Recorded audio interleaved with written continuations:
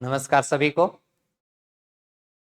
कल अपने अधीनस्थ बोर्ड का एक एग्जाम वनपाल के गणित के 15 प्रश्नों के साथ में जो कंप्लीट हुआ उसके अंदर कैसा लेवल, किस प्रकार के क्वेश्चन, हालांकि ये सब कुछ आप जान चुके होंगे क्योंकि अपने थोड़ा सा यहाँ से देरी पे हैं। कल आउट ऑफ सिटी होने की वजह से सेम डे आंसर की नहीं बना पाए, तो फिर हमें लगा कि चलो एक कदम और आगे बढ़ा देते हैं कि आंसर की तो चलो ठीक है, हो सकता है आपने चेक कर लिया होगा अपने मेरे बहुत सारे साथियों के द्वारा जो आंसर की बनाई गई उनके साथ में, या एमएस एकेडमी से अगर आप पुराने जुड़े हैं तो आपको फिर आंसर की क्या आवश्यकता भी नहीं, क्योंकि आप जानते हैं कि इस क्वेश्चन का उत्तर क्या होगा। क्योंकि पेपर का लेवल ठीक ठाक नहीं था, ये तो क्लास होने के बाद में अपने बात करेंगे। पर अब आगे एग्जाम होने वाले खासतौर से एलडीसी विद्यार्थियों के लिए जरूर बोलना चाहूंगा कि इस क्लास को जरूर देखना है आपको। इन 15 प्रश्नों को आते हैं, करना जानते हैं, ये ठीक बात है और कर पाएंगे आप, निश्चित तौर पर करना जानते हैं।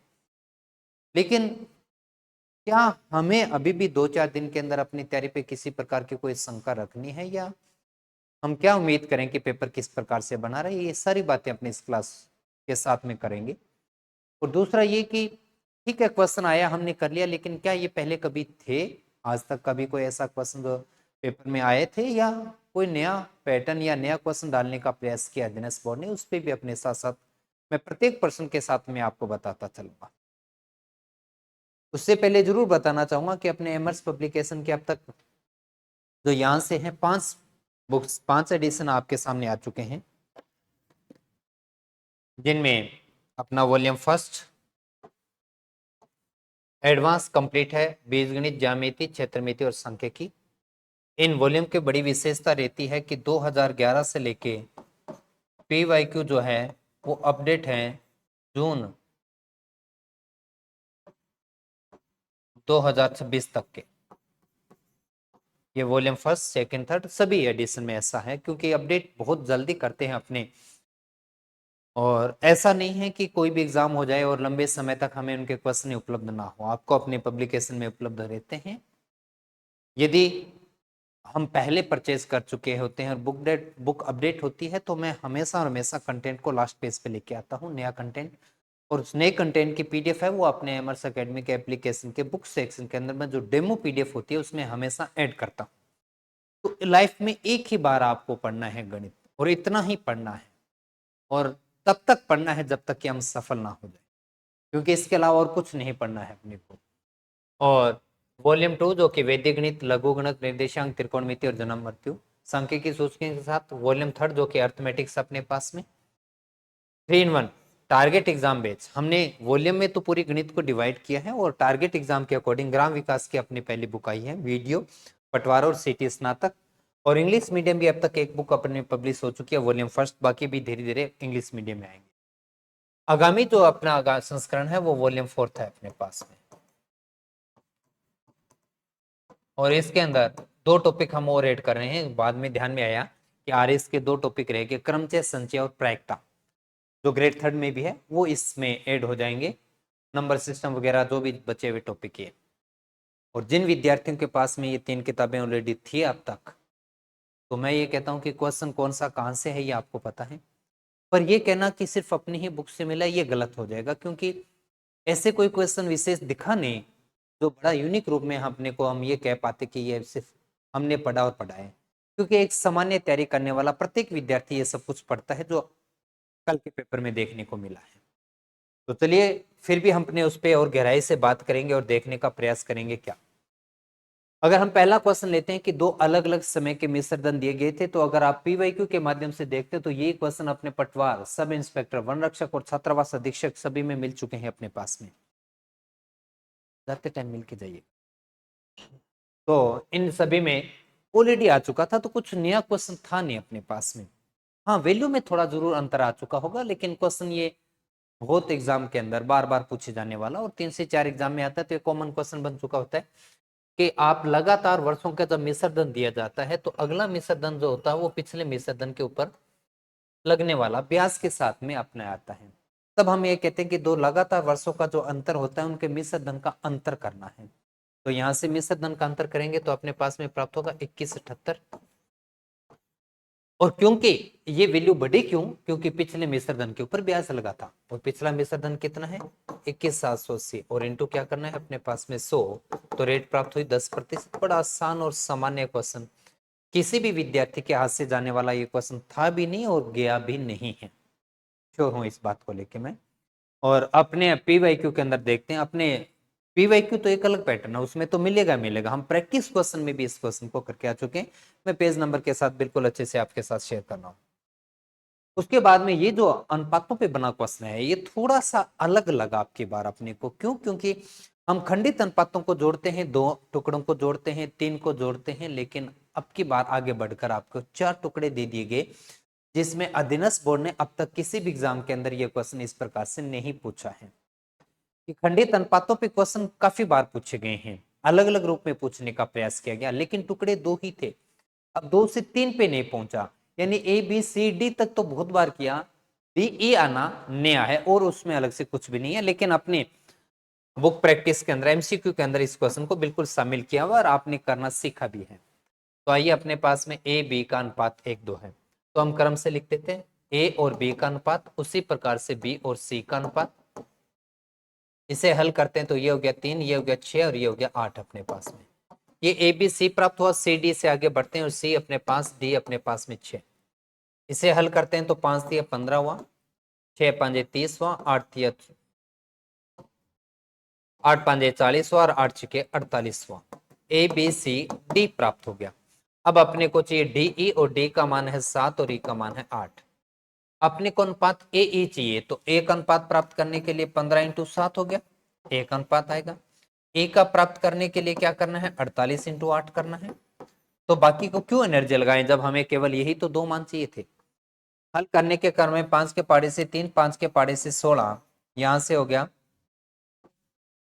7 या सॉरी 3 के पाड़े से काटना होगा ना, 3 के पाड़े से 5, 5 5 7 हो गया 35 और ये हो गया 16, 8 6 48, 8 4 12, 128, 35 अनुपात 128, जो कि ऑप्शन नंबर कौन सा बी अपने पास में।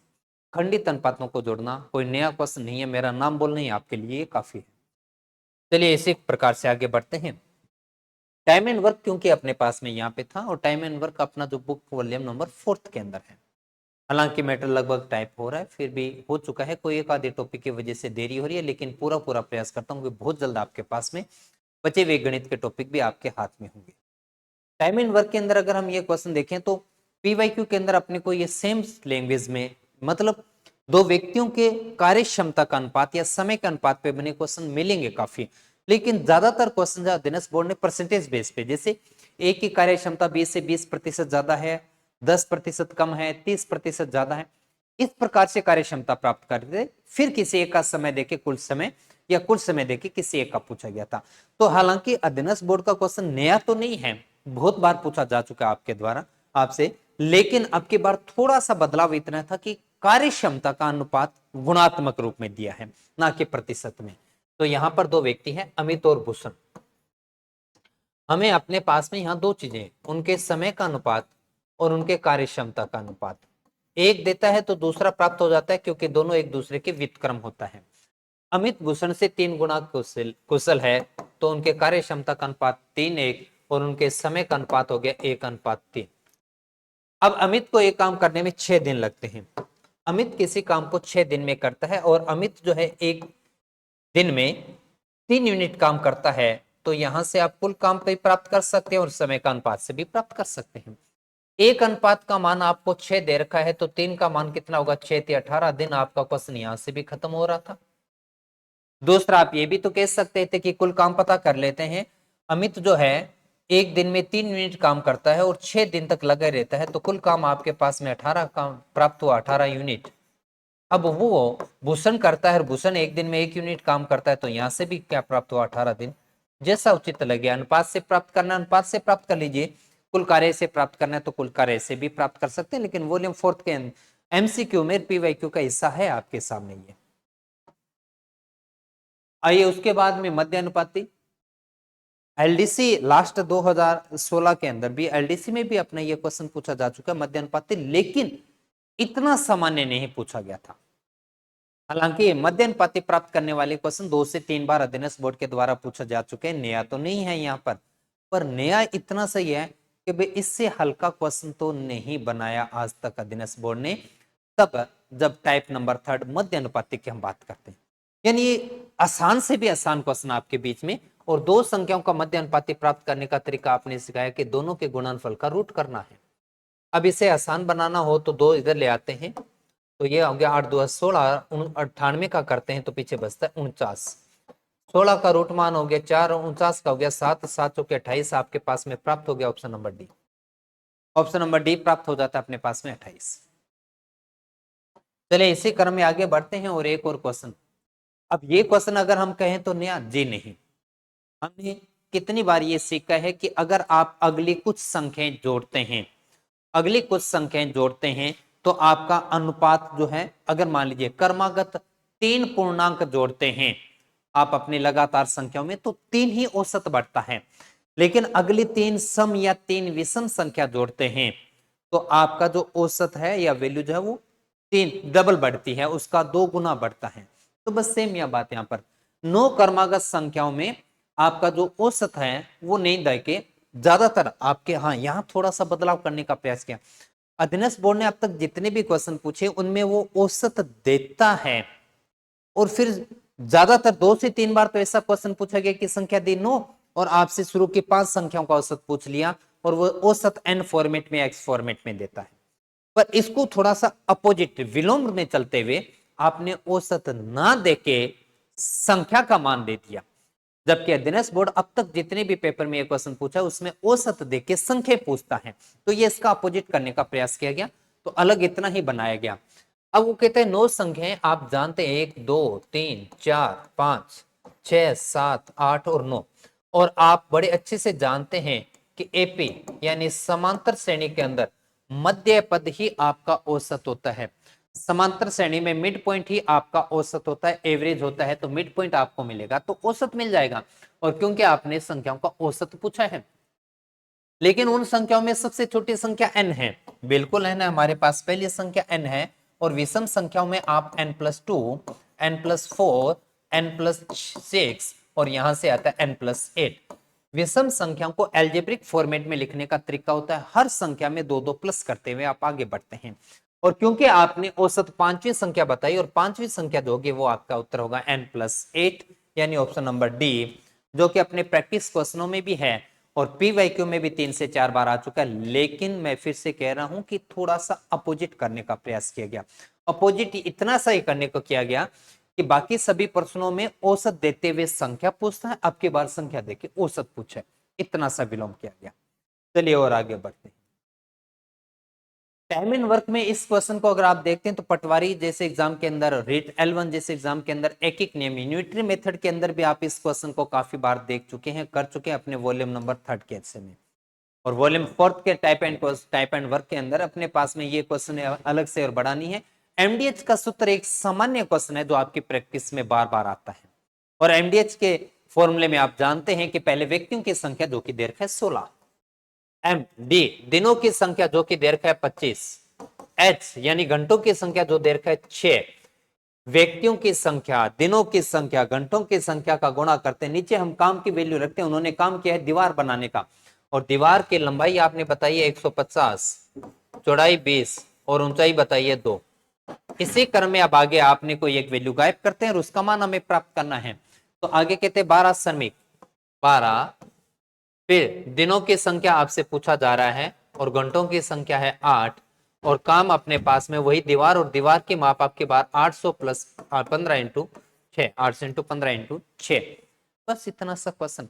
एमडीएच का सूत्र टाइम एंड वर्क पढ़ने वाले विद्यार्थी के लिए एक सामान्य क्वेश्चन होता है, और इसमें विशेष इतना ही है कि कार्य नाली के रूप में होना, किसी सड़क को बनाना, किसी ग्राउंड को लेके बनाना, किसी कुएं को खोदना, ऐसे किसी भी प्रकार का एक वर्क वॉल्यूम के रूप में, आयतन के रूप में आ जाना, वो एक अलग से बात थी। और उसके लिए आप जानते हैं कि घनाभ का आयतन लंबाई इंटू चौड़ाई इंटू ऊंचाई होती है, और आयतन का फॉर्मूला ही लगाना होता है, और दीवार की बात की जा रही थी। बस हल करते हैं, उत्तर प्राप्त करते हैं। तो अपने 2 जीरो को पहले निकाल देते हैं, यहाँ से 2 जीरो, 8 से हमने 8 काट दिया, 6 से 12 को 2 पे काट दिया अपनों ने, 15 के पाड़े से, 3 के पाड़े से देखते हैं तो यहाँ से 5 हो गया, या 15 से 15 कट जाएगा, सॉरी 15 से 15 कैंसिल हो चुका है। यहाँ की वैल्यू बची हुई है 2 अपने पास, और 2 से इसको काट देते हैं अपने पास में, ये हुआ 8, और यहाँ से 4 से इसको काट दिया तो ये हो गया 2। अब हुआ 25 के 150, 150 दुआ हो गया 300। तो आपके पास में अब जो दिनों की संख्या है वो 300 आएगी। तो ऊंचाई की दीवार कितने दिनों में बना सकेंगे, तो ऑप्शन बी 300 दिनों में बनाया जाएगा। कोई मुश्किल नहीं था ये क्वेश्चन। फॉर्मूला एमडीएस जिसकी हम बात करते हैं, अधीनस्थ बोर्ड भी एमडीएस पे क्वेश्चन काफी बार पूछ चुका है और अपने भी प्रैक्टिस में काफी बार कर चुके हैं। उसके बाद में आता है गतियों के अनुपात। रेस पे अगर हम बात करें, टाइम एंड स्पीड टॉपिक को अगर हम पूरा देख लेते हैं, तो कितने मीटर से रेस जीता है या हारा है, या कितने समय में हारा है, इस प्रकार का रेस पे बने क्वेश्चन अगर हम बात करते हैं तो केवल और केवल एक ही बार अपने को टैक्स असिस्टेंट के एग्जाम में देखने को मिला है। उसके अलावा रेस वाले क्वेश्चन, दौड़ वाले क्वेश्चन अपने को नहीं दिखाई दिए। तो आइए उस क्रम में हम बात करते हैं गोलों और बॉलों की गतियों का अनुपात। दो व्यक्ति ए से बी तक की दौड़ करते हैं, ए से बी तक की दौड़ करते हैं, और उनके स्पीड, उनकी गति का अनुपात जो है वो अनुपात कितना दे रखा है, 4:7, 4:7 दे रखा है। तो हमें उनके समय का अनुपात प्राप्त करना है। समय का अनुपात प्राप्त करेंगे तो गति के अनुपात को घुमा देते हैं समय, और समय को घुमा देंगे तो स्पीड का अनुपात प्राप्त होगा। वो प्राप्त होगा कितने को, 4:7 प्राप्त होगा। समय का अनुपात, क्योंकि आप स्पीड बढ़ाएंगे समय कम लगेगा, स्पीड ज्यादा करेंगे समय कम, स्पीड कम करेंगे तो समय ज्यादा लगेगा, इसलिए स्पीड और समय एक दूसरे के व्युत्क्रमानुपाती होता है। एक अनुपात मिले तो दूसरा प्राप्त हो जाता है। तो पहले की स्पीड है वो 7 अनुपात में है, लेकिन क्योंकि वो कहते हैं कि 270 मीटर से दौड़ हराया जाता है। अब जो हार का गैप है, हार का गैप जो है वो अपने पास में जो प्राप्त हो रहा है वो 270 मीटर का प्राप्त हो रहा है, और हार का जो गैप अनुपातिक रूप में आ रहा है समय में कितना आ रहा है, 3 अनुपात का मान 270 है। तो एक अनुपात का बताने के लिए 270 में भाग दिया 3 का, पूछा आपने कितने का है, 7, तो 9 7 63, यानी 630 मीटर की दूरी है जो कि उसे पूरी करने के रूप में। एक ही बार टैक्स असिस्टेंट में पूछा गया और वो उसमें दौड़ पूरी दी गई थी और कितने से हराया ये पूछा गया था, और यहां पर आपने दौड़ कितनी है ये अपने से पूछी गई है। तो फर्क सिर्फ इतना है, उसके अलावा अतिरिक्त और कुछ नहीं है, लेकिन पूछा एक ही बार गया है, ये थोड़ा सा अलग क्वेश्चन अपने को देखने को मिलता है। चलिए अब आगे बढ़ते हैं और नेक्स्ट क्वेश्चन, एचसीएफ एलसीएम। ऐसा तो हो ही नहीं सकता कि किसी ने महत्तम समापत्ति लघुत्तम समापत्ति पढ़ा और बिनों में लघुत्तम और महत्तम प्राप्त करना आए ना। अधीनस्थ बोर्ड भी इस पे भी काफी बार क्वेश्चन पूछ चुका है। आप अगर पीवाईक्यू में देखते हैं तो भी क्वेश्चन मिलता है, और प्रैक्टिस क्वेश्चन अपने करते हैं तो उसमें भी ये क्वेश्चन काफी बार देखने को मिला होगा। अब आपने, क्योंकि एचसीएफ पूछा जाता है तो भिन्न संख्याओं में आप प्राप्त करने के लिए ऊपर निकालते हैं एचसीएफ और नीचे निकालते हैं एलसीएम। तो आपके पास संख्या है 4, 4, 2 और 36, इनका तो निकालना है एचसीएफ आपको, लेकिन आप कह रहे हैं कि 3, 9, 15 और 21 इनका निकालना है आपको एलसीएम। तो ये निकालने के लिए आप देखेंगे कि एचसीएफ तो आपको प्राप्त होता है 2 और इनका एलसीएम प्राप्त होता है 315। तो आपका जो एचसीएफ प्राप्त हुआ है अपने पास में वो कितना प्राप्त हुआ, 2/315। हाँ, 2/315, जो कि कौन सा, ऑप्शन नंबर सी अपने को प्राप्त हुआ। ये भी एक कॉमन क्वेश्चन है जो सभी में आपके प्रैक्टिस में पूछा जाता है, और ये तो एक ऐसा क्वेश्चन की प्रतिशत टॉपिक पढ़ा और कमी वर्दी वाला क्वेश्चन आए, ये तो कहना ही बड़ी अजीब बात हो जाएगी अपने आप में। तो इस क्रम में एक किसी से प्रतिशत ज्यादा है तो दूसरा किसी से प्रतिशत कम कितना है, या दोनों में 2 यूनिट में प्रतिशत परिवर्तन करके रिजल्ट में क्या फर्क पड़ा, इस प्रकार के आप 3 से 4 क्वेश्चन प्रतिशत कमी वर्दी पे पूछे जाते हैं, जो प्रैक्टिस क्वेश्चन में भी अच्छे से है और आपके पीवाईक्यू में भी काफी अच्छे से प्रैक्टिस में आपने आए हैं और किए हैं आपने। तान्या और रीमा की बात की जा रही है। अगर रीमा जो है कितना प्रतिशत, वेतन वेतन अगर रीमा का वेतन जो है वो 100% है तो तान्या का वेतन जो होगा वो 103.33% होगा। और यहां से अनुपात बनाना बड़ा आसान है, क्योंकि 33% का मान होता है कि 1/3 होता है अपने पास में, 66% का 2/3 होता है, और 133% की अगर हम बात करें, क्योंकि वो 100 से ज्यादा है, तो 133.33% अगर ज्यादा है और इसे भिन्न रूप बनाते हैं तो आपके पास रिजल्ट प्राप्त होता है 4/3। मतलब आप ये कह रहे हैं कि रीमा अगर 3 रुपए कमाती है तो जो तान्या है वो रुपए कमाती है 4। तो रीमा का वेतन ताने से कितना कम है, तो कम की बात करें तो कम है तो है 1, कितने से कम है 4 से, और इंटू 100 किया तो आपके पास रिजल्ट प्राप्त हुआ बड़ा आसान सा 25%, जो कि आप कहते हैं प्रतिशत कमी वर्दी पे आधारित प्रत्येक विद्यार्थी करता है और प्रत्येक मेरा साथी करवाता है। तो ये कमी वर्दी वाला तो कोई विशेष क्वेश्चन अपने को लगा नहीं जो उसे कर ना पाए हो। उसके बाद में अगर हम बात करें कि आपके पास में 2D और 3D पे अगर बात करें तो हालांकि सिलेबस में आपके 2D नहीं 3D लिखा हुआ था, जिसपे एक भी क्वेश्चन अपने को अभी तक तो दिखाई दिया नहीं, आगे देखते दिखे तो, लेकिन 2D आपके सिलेबस का हिस्सा नहीं था अपने पास में।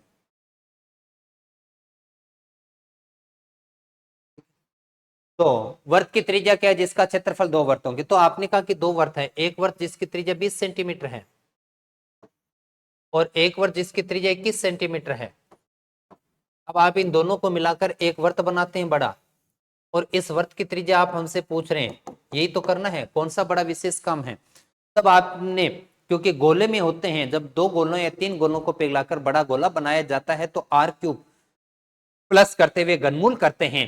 लेकिन अगर आप 2 या 3 वर्तों से उनके क्षेत्रफल को जोड़ते हुए अगर नया क्षेत्रफल प्राप्त करते हैं, तो आप ये कहते हैं कि बड़े वर्त की अगर त्रिज्या प्राप्त करना है तो छोटे वर्तों की त्रिज्याओं के, छोटे वर्त के त्रिज्याओं के वर्गों का योग करके वर्गमूल कर दीजिए, आपको बड़े वर्त की त्रिज्या प्राप्त हो जाती है। अगर 3 वर्त होंगे तो तीनों के, 4 होंगे तो चारों के, इतना करते ही अपने को क्षेत्रफल प्राप्त हो जाएगा, त्रिज्या प्राप्त हो जाएगी। तो पहले वर्त की त्रिज्या है 20, 20 का स्क्वायर, दूसरे की त्रिज्या है 21, 21 का स्क्वायर, हमें रूट करना है स्क्वायर करने के बाद में, ये हो गया 400 और ये हो गया 441, तो हमें प्राप्त हो रहा है अपने पास में कितना, यहां से हो गया 841, है ना, 4 4 8, 841 प्राप्त हुआ। अब 841 का वर्गमूल करेंगे तो आपके पास रिजल्ट कितना प्राप्त होगा, 29, जो कि ऑप्शन नंबर डी। क्या प्राप्त हुई, बड़े वर्त की त्रिज्या अपने को प्राप्त हुई। चलिए इसी क्रम में अगर मैं इस पे बात करूं तो पीवाईक्यू में बिल्कुल इस लैंग्वेज के साथ और इस प्रकार का बना क्वेश्चन नहीं है। 2 वर्तों के क्षेत्रफल को जोड़ के तीसरा क्षेत्रफल बनाना, ये गोले पे तो बहुत बार अच्छे से और घन पे भी अच्छे से बने हुए हैं, वर्ग पे भी बने हुए हैं, लेकिन पीवाईक्यू यानी अध्ययन बोर्ड के माध्यम से पीवाईक्यू रूप में ये क्वेश्चन एक तरीके से पहली बार पूछा गया, इससे पहले ये क्वेश्चन नहीं पूछा गया है। लेकिन बोलना चाहेंगे क्योंकि आपके सिलेबस में 2D था नहीं, आपके सिलेबस के अकॉर्डिंग 3D दिया हुआ था, लेकिन आया तो आया, अब उसको हटा नहीं सकते अपने पास में। चलिए इसी क्रम में आगे बढ़ते हैं, और टाइम एंड स्पीड का ये क्वेश्चन ऐसा जो कि खुद अध्ययन बोर्ड वनरक्षक के पेपर में भी क्वेश्चन पूछे जा चुके हैं, बिल्कुल सेम क्वेश्चन सेम आंकड़ा, केवल और केवल ऑप्शन की लैंग्वेज बदल दी, आपका ऑप्शन की वैल्यू अलग आई है, बाकी क्वेश्चन वही है। आप इसे ऑप्शन के माध्यम से कर सकते थे, बड़े आसान। सामान्य दिन में आपने कहा कि एक डिस्टेंस, एक दूरी है 80 किलोमीटर की, एक दूरी है 80 किलोमीटर की अपने पास में, और अगर आप इसमें कहें कि एक सामान्य दिन में वो 16 की स्पीड से चलता है, रेगुलर जो है वो 16 की स्पीड से चलता है, 80 किलोमीटर जाएगा तो उसको समय लगेंगे 5 घंटे। ये सामान्य गति है और ये सामान्य समय है उसका। सामान्य गति तो है 16 किलोमीटर और सामान्य समय लगता है उसको 5 घंटे, प्रतिदिन वो ऑफिस में पहुंचता है। लेकिन क्या हुआ, एक दिन वो 1 घंटे की देरी हुई, 1 घंटे की देरी हुई, इसका मतलब वो 5 के बजाय 6 घंटे में या कितने घंटे में पहुंचा होगा। अच्छा, ये पहुंचना, ये कहना हुआ 16 किलोमीटर की वो 4 घंटे जो पहुंचा है वो 5 घंटे की देरी से। अगर उसकी स्पीड 16 है और वो कहते 4 बढ़ा दें, तो 80 में 4 बढ़ाने के बाद में हो गया 20, और यहां से समय लगा 4 घंटे। अब यहां से देखना यह है कि एक गति, एक स्पीड है 16 की और एक स्पीड है 20 की, यहां हो लगता है समय 5 घंटे और यहां समय लगता है 4 घंटे, वास्तव में 1 घंटे की देरी हो रही है, लेकिन देरी सामान्यतः नहीं जाता, वो देरी में सामान्यतः रेगुलर नहीं जाता, किसी एक विशेष दिन गया था। तो अगर वो आज के दिन की गति पूछता तो आपका मान प्राप्त हो रहा था 16, लेकिन आपने पूछा है कि वो सामान्य गति से चले, तो सामान्य गति से वो सामान्य समय पे ही पहुंचता है और समय पे पहुंचता है 4 घंटे में, तब उसकी स्पीड रखी होती है कितने की, 20 की, और आपने कहा कि और इस तरह वह सामान्य समय पे कार्यालय पहुंचा, तो एक सामान्य दिन में उसकी गति क्या होगी, तो आप वो कहते हैं कि जी उसकी गति 20 किलोमीटर होगी। क्योंकि अगर वो आज के दिन में लेट हुआ तो उसका कारण था कि वो धीमे चला था, और धीरे चलने की वजह से वो 1 घंटे की देरी से हुआ था, और ये दिन उसे किसी एक दिन हुआ था, सामान्य समय में 1 घंटे की देरी हुई। हाँ, एक दिन उसे किसी एक विशेष दिन, लेकिन वो कहता है कि सामान्य समय पर कार्य पहुंचा और एक सामान्य दिन में, सामान्य यानी रेगुलर दिन के अंदर, तो यहाँ पेपर के दौरान थोड़ी सी कंफ्यूजन आपको हो सकता रही होगी कि मैं 20 टिक करूं कि 16 करूं, लेकिन क्योंकि रेगुलर जो है वो सामान्य दिनों में वो सही समय पे पहुंचता है और सही समय पे तब पहुंचेगा तो वो 20 की स्पीड रखेगा। तो ऑप्शन ए अपने पास। 8 वस्तुएं, ये आपने लाभ हानि पे बना। अगर हम m वस्तुओं को बेचने, n वस्तुओं के लाभ हानि पे होने वाले लाभ और हानि के प्रतिशत पे अगर हम बात करें तो अधीनस्थ बोर्ड बार बार ये क्वेश्चन आपसे पूछता आ रहा है, ग्रेड 3 हो या other non teacher grade exam कोई भी हो, तो ये काफी बार क्वेश्चन पूछा गया। इसमें बेचे जाने वाली वस्तु संख्या अपने पास में 8 है, आपने 8 बेची है। लाभ आने वाली वस्तु 1 है, लेकिन उसे एक वस्तु के साथ साथ साफ साफ लिखा है आपने विक्रय मूल्य। और ऐसे क्वेश्चन में अगर आपको लाभ प्रतिशत प्राप्त करना पड़ा तो आपने प्रैक्टिस में रखा है N M minus N into 100। तो यहां से n का मान हुआ अपने पास में 8 और 8, सॉरी n का मान हुआ अपने पास में 1, n का मान हुआ अपने पास में 1 और 8 में से 1 घटा दिया तो 7 और इंटू 100, तो रिजल्ट प्राप्त हुआ 14 से ही 2/7% जो कि ऑप्शन नंबर ए। 14 से 2/7 जो कि ऑप्शन नंबर ए में अपने को प्राप्त हुआ। चलिए इसी क्रम में आपको डीआई के 3 क्वेश्चन। एक चीज कंफर्म होगी कि आंकड़ों का चित्रों द्वारा निरूपण जब, और क्योंकि मैंने एक छोटी सी क्लास लेते हुए आपको यह कहा था कि आंकड़ों का चित्र द्वारा निरूपण आरपीएससी और अधीनस्थ बोर्ड की डेफिनेशन दोनों की अलग अलग है। अगर हम अधीनस्थ बोर्ड की बात करें तो वो डीआई यानी चार्ट से संबंधित आपके क्वेश्चन देता है, जैसे पिछले एग्जाम जैसे 4th ग्रेड की बात करें या अदर किसी और एग्जाम के अंदर जो लास्ट एग्जाम हुआ था, याददाश्त में नहीं आ रहा, उसमें डीआई दिया हुआ था आंकड़ों का चित्र द्वारा निरूपण, वहां पर आपसे पूछा गया था डीआई पे संबंधित। लेकिन जब बात अब आरपीएससी की बात करते हैं तब वो आपके इनके मूल प्रॉपर्टीज पे क्वेश्चन पूछता है। तो 3 चार्ट दिए थे और तीनों चार्ट में से सारणी वाला चार्ट अपने पास पहला है। वो कहता है जनवरी में उत्पादन हुआ। क्वेश्चन कहता है कि तालिका 3 महीनों के उत्पादन आपके सामने रखे हुए। जनवरी में कुल उत्पादन, जनवरी में कुल उत्पादन यहां से देखते हैं, और जनवरी का जो कुल उत्पादन सभी जगह से आपको प्राप्त हुआ वो कितना प्राप्त हुआ 500। जनवरी में तो कुल उत्पादन 2 3 4 500 अपने पास में, और तुलना में मार्च में हुई तो मार्च में कुल उत्पादन अगर हम यहां से टोटल देखते हैं तो वो कितना 600 हुआ। तो क्या जनवरी से मार्च में उत्पादन बढ़ा है? बिल्कुल बढ़ा है। कितना बढ़ा है? 500 से 600, 100 बढ़ा है। कितने पे बढ़ा है? 500 पे बढ़ा और इंटू 100। डीआई पे क्वेश्चन जरूर आए हैं लेकिन बिल्कुल सामान्य क्वेश्चन आपसे पूछे गए हैं। यहां से प्राप्त हुआ 20% जो कि ऑप्शन नंबर डी 20% अपने को प्राप्त हुआ है। चलिए इसी क्रम में आगे बढ़ते हैं कि उपयुक्त पाई चार्ट विभिन्न समुदाय में छात्रों की संख्या को दर्शाता है। छात्रों की कुल संख्या 1200 है, जिनमें लड़के और लड़कियों के अनुपात 1200 विद्यार्थी है, जिनमें 2 ग्रुप बनाए, एक लड़कियों का और एक लड़कों का। लड़कियों के और लड़कों का अनुपात दिया 2:1। तो यहां से 3 4 2, लड़कियां तो है 800 और लड़के हैं 400। ये बात भी क्लियर हुआ। लेकिन वो कहता है लड़कियां डी में 30% है, तो डी में, डी कहां है अपने पास 35%। ये क्या कह रहा है कि कुल विद्यार्थियों का जो 1200 है उसका 35% डी में है। 35% डी में है तो 7 के 42 यानी 420। तो डी के अंदर कुल विद्यार्थियों की संख्या जो है वो 420 है। डी के अंदर कुल विद्यार्थियों की संख्या कितने? 420। इसके अंदर, इस 420 के अंदर 30% लड़कियां हैं। ये 30% लड़कियां डी में है। किसकी? देखो दो बातें हैं, डी के अंदर 30% लड़कियां होना और कुल संख्या का 30% डी में होना दो अलग अलग बातें हैं।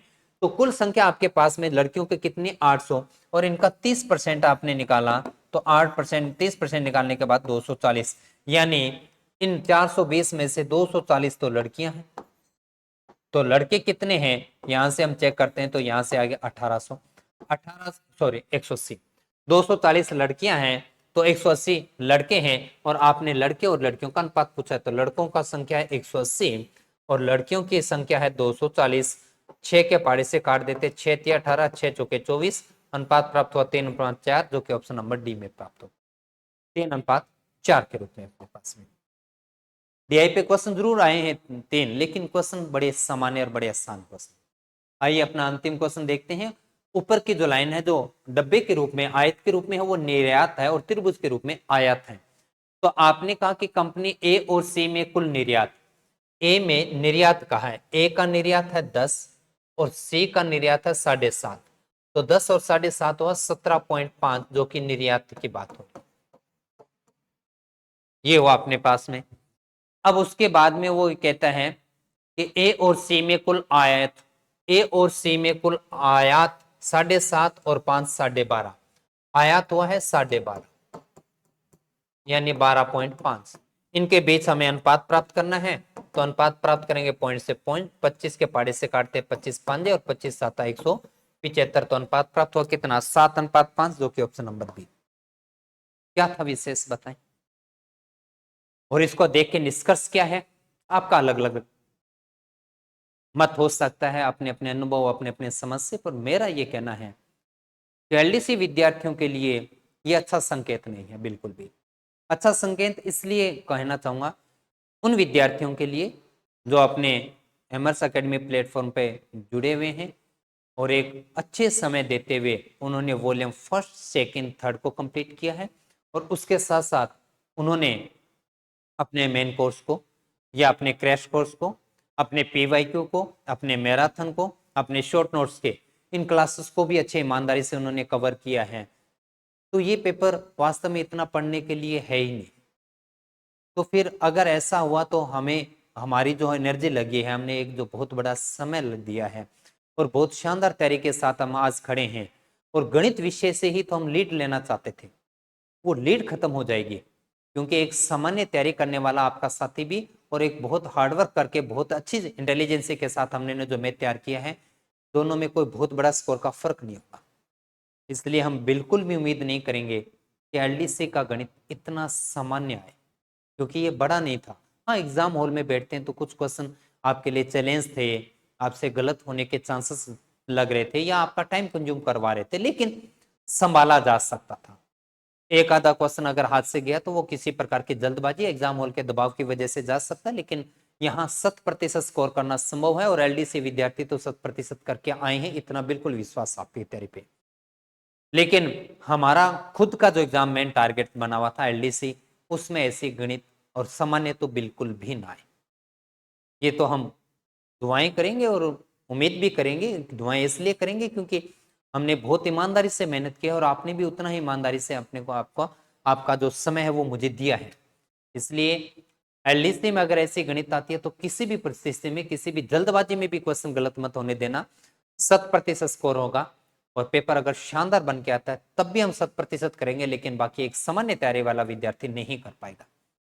पर हमें इस भाग से ही तो लीड लेनी थी, बाकियों से आगे निकलने का 2 कदम आगे निकलने का मौका है, इसलिए गणित अच्छी बन के आए ये हम जरूर उम्मीद करेंगे। और मिलते हैं अब इस रविवार को आपके एक ऐसे आंसर की के साथ में जिसे शायद मुझे बताना ना पड़े, आपके कमेंट के माध्यम से पेपर होने के तुरंत दिन में ही उसी दिन में ही अपने इस आंसर की को लेके आएंगे एलडीसी के लिए, और आप अपनी तैयारी में शानदार जुड़े रहें। और जैसा मैंने कहा था कि वनपाल का पेपर के बाद में बता दूंगा कि आपको क्या करना चाहिए और आपकी तैयारी किस दिशा में है, तो मैं इतना ही कहना चाहूंगा आपकी तैयारी बहुत शानदार है।